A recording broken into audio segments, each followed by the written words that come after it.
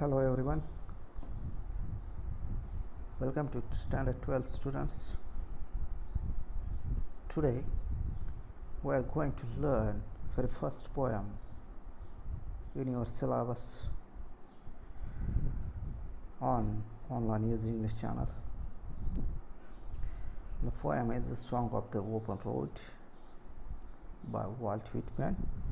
Walt Whitman, an American poet. Student, Walt Whitman is one of the renowned poets in America. He was born in 1819. He was journalist, essayist. He was a teacher too. He constituted himself as a lifelong learner. His poems and essays are read in the classroom throughout the world. Song of the Open Road. This poem first appeared in a Whitman's collection of poetry, Leaves of Grass, in 1855, which is one of the influential poetry texts of all time. He continuously writes poems 33 years in one collection of poetry, Leaves of Grass. The 30th edition, he had written 400 poems just under one collection, Leaves of Grass. In our syllabus, Song of the Open Road is from the 60 lines blind. The poem has 15 sections and 46 stanzas.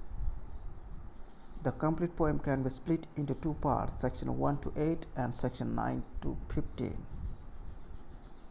Students, Walt Whitman, popularly known as the father of free verse, is a type of poetry that doesn't contain pattern of rhyme or meter. This is a free verse poem with no strict rhyme or meter. Here the lines do not rhyme with the fixed forms, still lines have artistic expression. The poet has used the poetic devices to create suitable poetic effect in the poem. So students, Song of the Open Road is an inspirational narrative poem. The whole poem has 15 sections and 46 stanzas. Also, I tell you, the complete poem can be split into two parts, section 1 to 8 and section 9 to 15. In the first part of the poem describes the open road as a metaphorical journey associated with freedom, independence, self-determination. Children, we shall learn only the first section of the poem. Section 1 is in your syllabus. We shall know about the lesson of life while reading the poem, and of course feel motivated and encouraged. This poem is an expression of happiness as the poet narrates what he feels, what he observes while he is walking on the open road, separating himself from all the worldly needs and the crowded roads. Students, this poem is an encouragement to the continued journey despite facing troubles, problems in the life. Freedom, independence, joy, positivity, optimism are the central theme of the poem. Section 1 is the beautiful blend of self-awareness, free will, determination, softness of heart. The poet means the road is the road of life.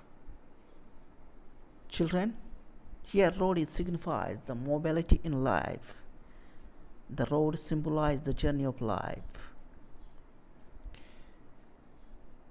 The song symbolizes the joy, happiness, contentment, energy, and the road symbolizes the new aspiration, hopes, determination, new journey,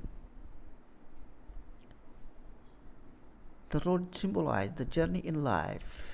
According to the poet, one will face the test of wisdom along the journey of life, which is not tested in any formal place of learning. So, let's start the poem. The first stanza of the poem, the song of the open road. Afoot and light-hearted, I take to the open road, healthy, free, the world before me, the long brown path before me, leading wherever I choose. Since it means, in the first stanza, the speaker begins his journey, new journey. The learner can see different important points here, children. First, poet is setting out on the open road on foot. He is setting his goal. Secondly, he is free in mind, light-hearted, he content his happiness to open to all. He is going to an experience while traveling alone on the road. Moreover, the speaker realizes he is the controller of his own journey. He himself will choose the path of journey. In the second stanza, he continues his thoughts, what he expressed, his first three lines. I read it first. So, children, henceforth I ask not good fortune. I myself am good fortune. Henceforth I whimper no more, postpone no more, need nothing. Done with indoor complaints, libraries, querulous criticism. Strong and content, I travel the open road.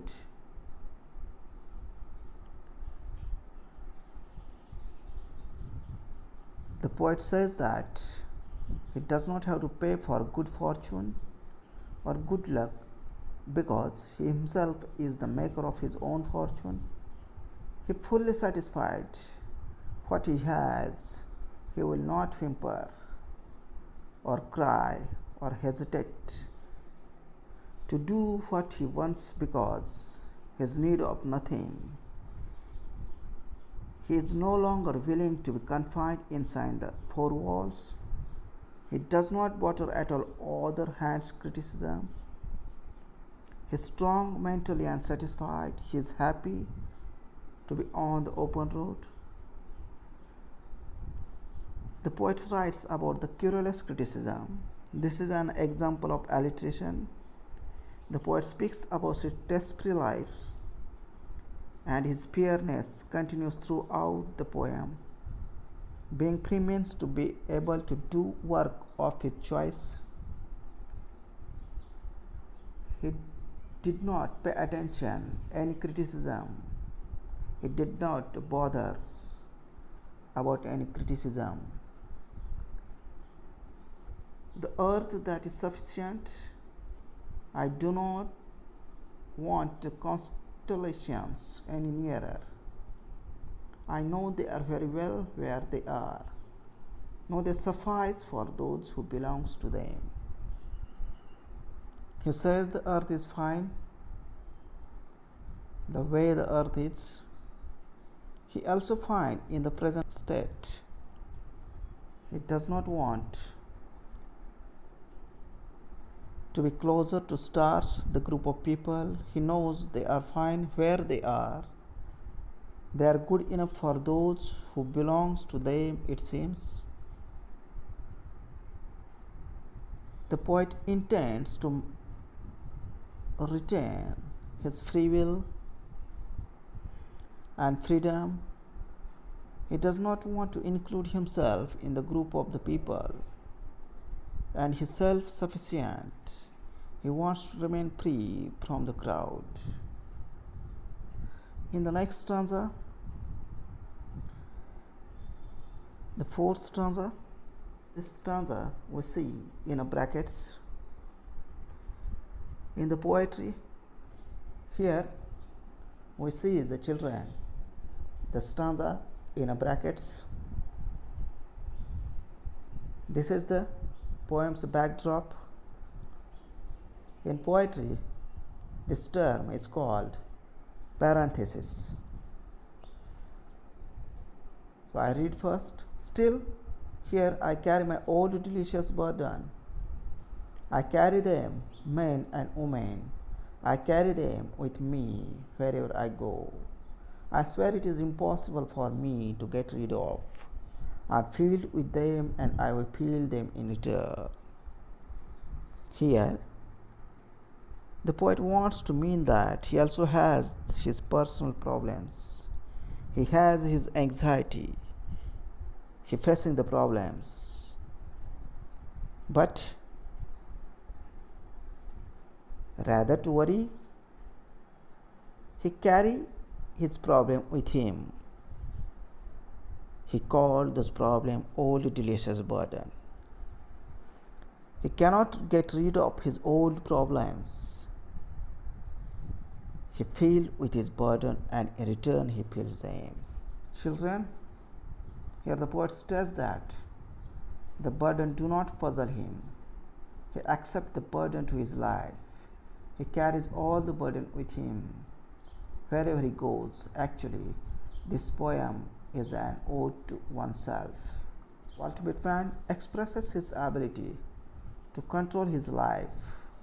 Amidst his problem, this idea of self-determination influences the reader. Students, the poet expresses relaxation in life. Once you step into the open road, you have all the time by your side. It is a decision to choose your path. You no longer feel troubled, stressed, crowded with worries. You feel strong and content, carefree and cheerful. You feel healthy, free. The world is before you. You are calm and composed. You are untroubled now. And you still inspired to choose your life, to bring progress in your life. So students, we see here the expression old delicious burden. We know that the burden cannot be delicious. The burden gets the pains. But the poet has used the term of words to express that he has the many sweet memories of the people and the places which he would like to remember forever. The poet has used contradictory expression to convey the meaning that he wants to be free from any type of attachment. He wants to cherish this sweet memory in hearts forever. Children, delicious burden. This contains the opposite idea that make it seem absurd. Although it may be true, this poetic device is called a paradox. Remember, the road in the poem does not mean the road is to travel. The poet wants to suggest this road is the road of life. Yes, the road of life, children. Walt Whitman expressed the ability to control his life, being self-dependent with a strong determination. His idea of self-determinism influenced the reader. So, read the poem once again. Think over the expression. Enjoy the learning. Subscribe to my channel to get more videos based on your syllabus. So students, be happy, stay home, stay safe.